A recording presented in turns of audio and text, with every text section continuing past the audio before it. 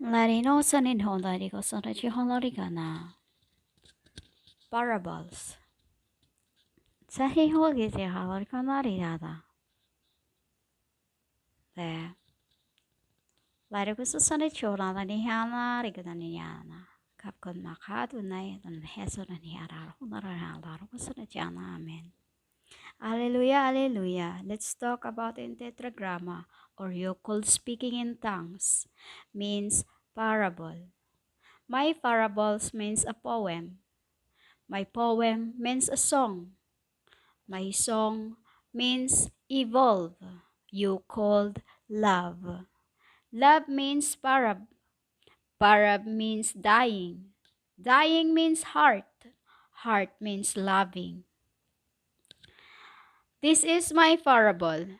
Bride of Christ means death. My reasons, my goddess, my true, my spirits, my unrests, my kilos, my sufferings, my assassins, my incarnations, my incarnates, my sula to my scriptura. My dutat, you called L-O-T-U-S. L-U-T-O-S means umbilical. Umbilical means connected. Connected means rise. Rise means death. Death means mere. M-Y-R-H. H. Mere means a heart. A heart means pleasing.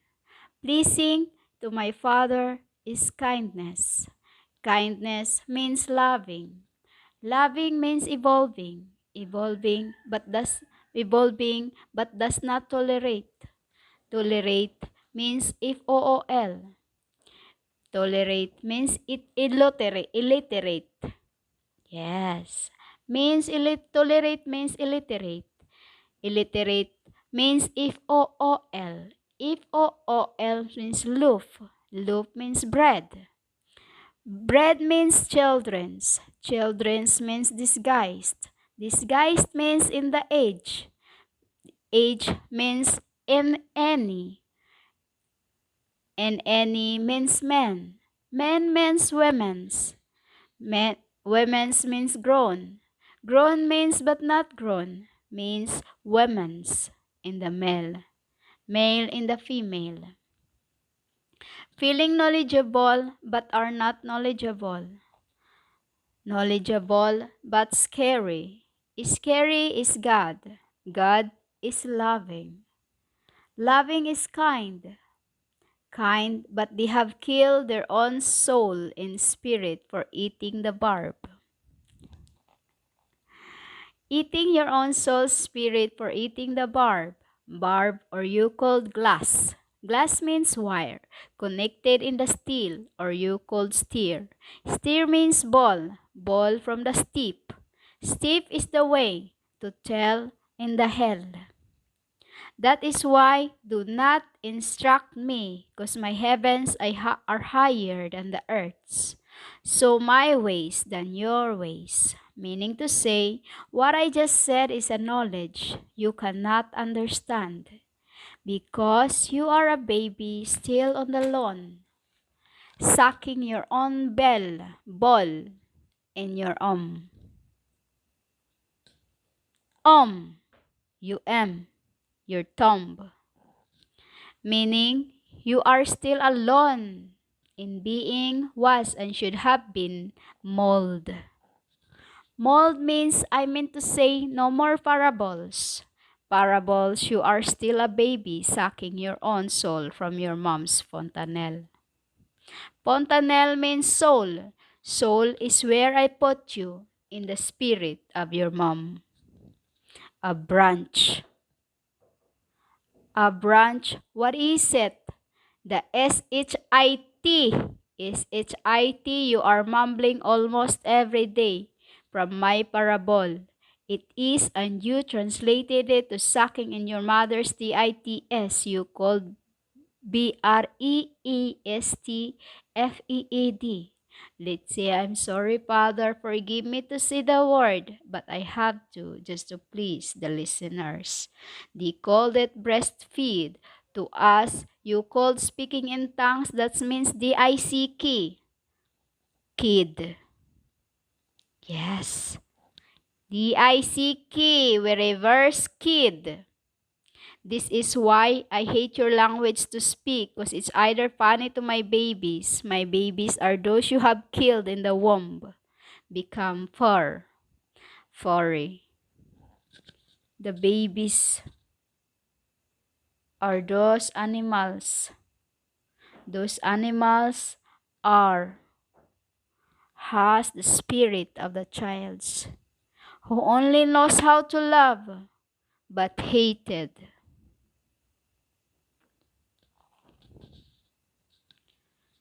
Oh, I don't know. It's either funny to your language is either funny. We call pani. Pani. You know what is pani, Daya? It's where the baby comes out. Sandi harugasanahara. This is how I speak my parables. As when I was the one who you know, Yeshua. I was the Yesusa. I was the Yasha. You have killed in the womb, become F-U-R-R-Y. And some are angels, they become my angels. But mostly it is not funny, as your tetra you called Lango is you called D-I-C-K-H-E-A-D. Dickhead. Father, I'm sorry, Kadorhonarihana. Forgive me, Adonai Sunakatamaitis Tanorhai Kurala. I want him to know how I write my parables. Issue called D-I-C-K-H-E-A-D. I called blasphemous. Blasphemous. The enmity in the woman.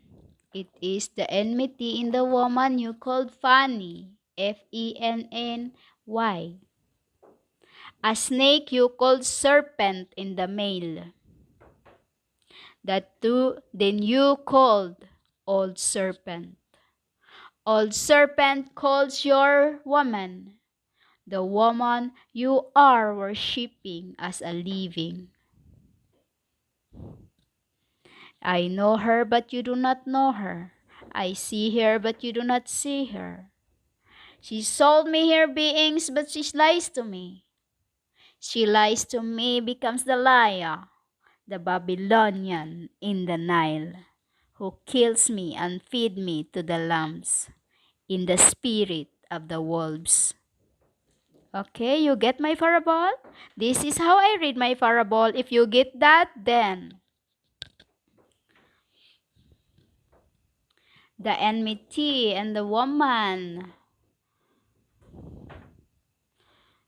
That is why I do not like to talk about your language, because it's not funny. As your tetra, you call lango. I don't say the whole world because it's a blasphemous. Lango, you call it Language. You call, because for us it means Dickhead. A Dick in your heads. You are a dickhead. I called it blasphemous. It is the enmity in the woman. A snake you called serpent in the male. The whom you call the old serpent is the woman I called the 666. The woman I call the 666 is the woman who likes the sex. The woman I helped in Samaritan of Samarias long time ago in Bethlehem, when I was in the spirit and she was in the male. The branch.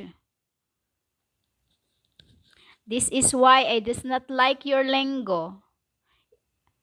Your lingo, I called Inglo. We called it Inglo. Inglo. Inglo, what you called lingo. You called L-E-N-G. I called lang. Negative U-A-G-E. Because it is blasphemous to speak it whole. Okay? Do you get my parable now? Because you think you know it all, and translated my parables into how you understand it. Even listening to my parable in your lingos is really far away from what it was in my parables. Listen to my parables and see if you can get it.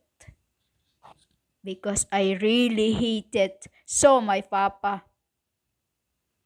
Yes, Father really hates your language. And really hates the Babylonians. Really hates the liars. Really hates who think they know it all, but they know nothing. You are like a neck with its cutthroats. This is how angry they are. I am just calming myself because right now I'm grieving. They are grieving. They are angry to the world. For you making my soul grieve, for telling me I was a WRONG. Now, listen to my parable. If you are really knowledgeable, you get my parable. Narahos say karahunay hikasunod halo, iya kasunod yana amen.